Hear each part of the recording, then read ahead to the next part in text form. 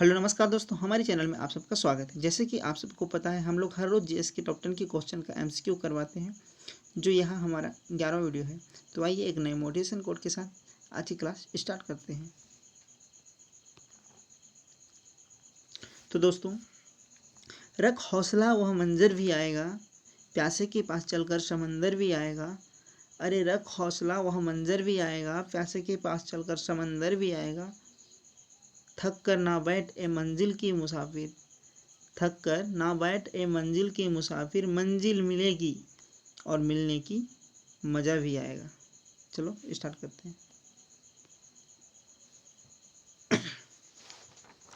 पहला क्वेश्चन है, शिवाजी ने प्रारंभिक संघर्ष निम्नलिखित में से किसके विरुद्ध किया था? पहला दिया है गोलकुंडा, दूसरा है मुगलों, तीसरा निजाम, चौथा बीजापुर। तो इसका करेक्ट आंसर है ऑप्शन नंबर डी, बीजापुर।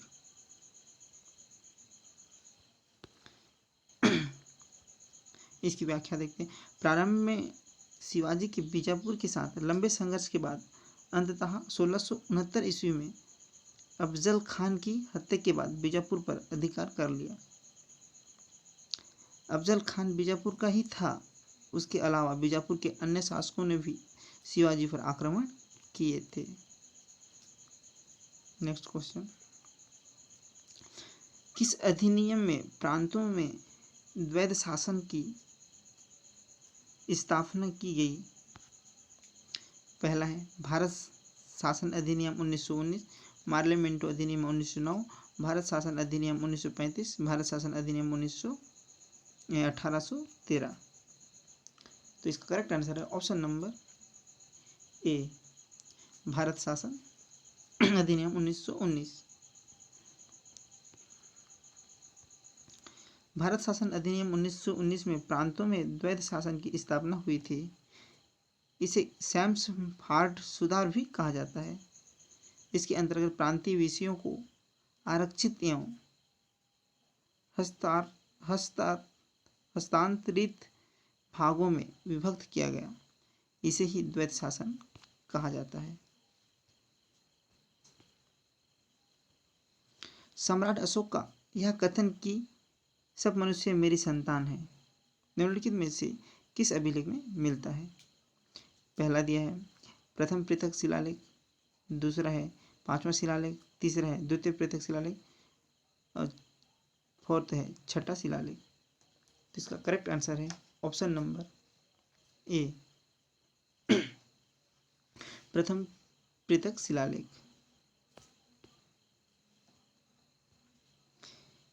प्रथम पृथक शिलालेख जो कि धौली में स्थापित था, अशोक ने कहा था कि सभी मनुष्य मेरी संतान है। इसके साथ ही अशोक ने कहा था विद्रोह पर न आवे करके। नेक्स्ट क्वेश्चन,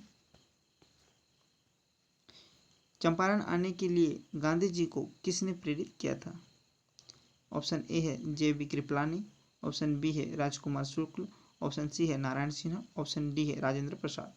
तो इसका करेक्ट आंसर है ऑप्शन नंबर बी, राजकुमार शुक्ल।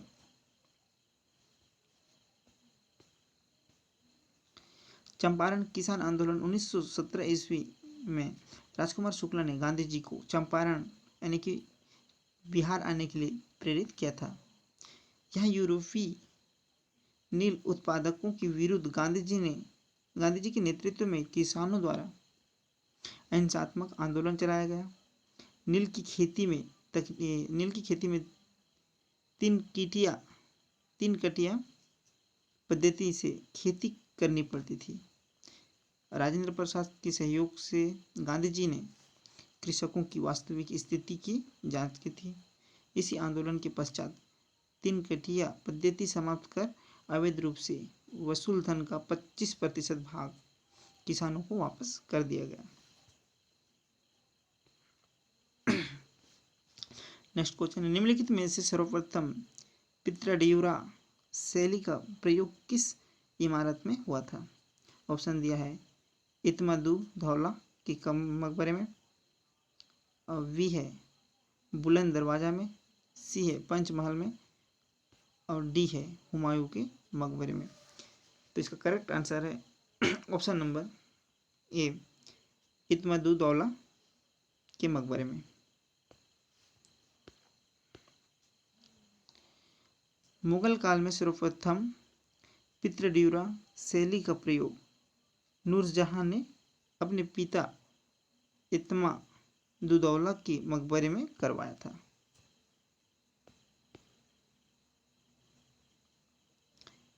इत्मदुद्दौला का मकबरा आगरा में स्थित है और यह 1626 ईस्वी में बनाया गया था।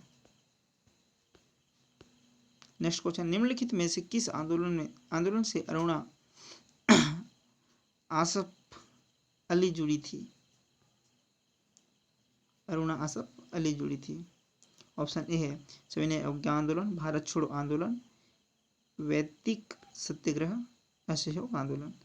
तो इसका करेक्ट आंसर है ऑप्शन नंबर बी, भारत छोड़ो आंदोलन। भारत छोड़ो आंदोलन 9 अगस्त 1942 में कांग्रेस के बड़े नेताओं को गिरफ्तार कर लिया गया था।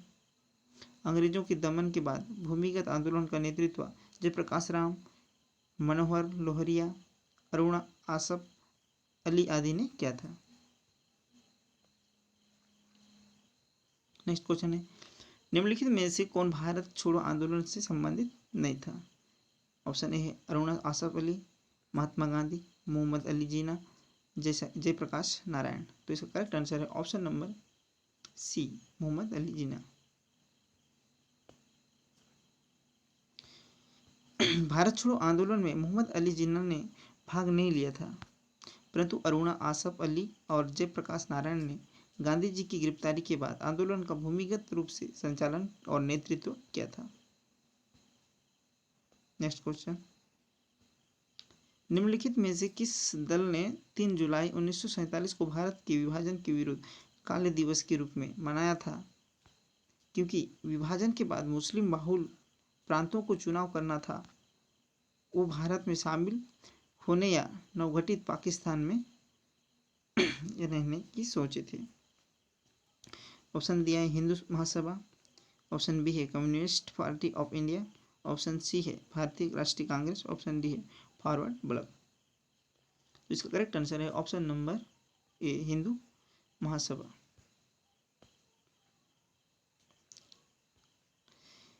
हिंदू महासभा ने 3 जुलाई 1947 को भारत के विभाजन के विरुद्ध काले दिवस के रूप में मनाया था, क्योंकि विभाजन के बाद मुस्लिम बहुल प्रांतों को चुनाव करना था, वो भारत में शामिल होंगे या नवगठित पाकिस्तान में शामिल होंगे। नेक्स्ट क्वेश्चन, 19वीं शताब्दी में यंग बंगाल आंदोलन के प्रवर्तक थे?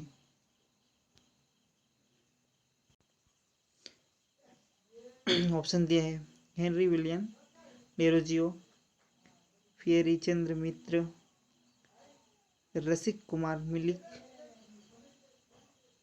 मलिक, उसके बाद लास्ट ऑप्शन है रामतनु लाहिड़ी। इसका करेक्ट आंसर है option number A, Henry Vivian Derozio.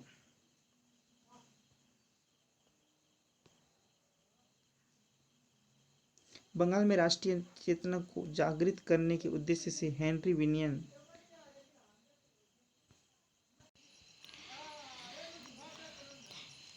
British सैन्य अधिकारी जनरल डायर ने 13 अप्रैल 1919 को जलियांवाला बाग में एकत्रित निहत्थे लोगों पर अंधाधुंध गोलियां बरसाई थी। उसकी जांच के लिए एक कमेटी का गठन हुआ था। उसके अध्यक्ष जी.सी. हंटर थे। बाद में इस कमीशन ने जनरल डायर को निर्दोष करार दिया।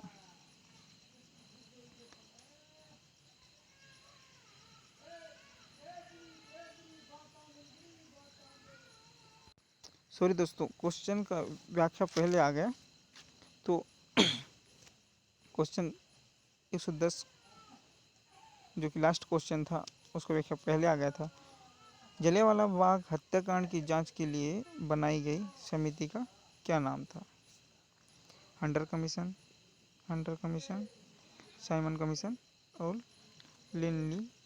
Lithgow commission. तो इसका करेक्ट आंसर है हंटर कमीशन।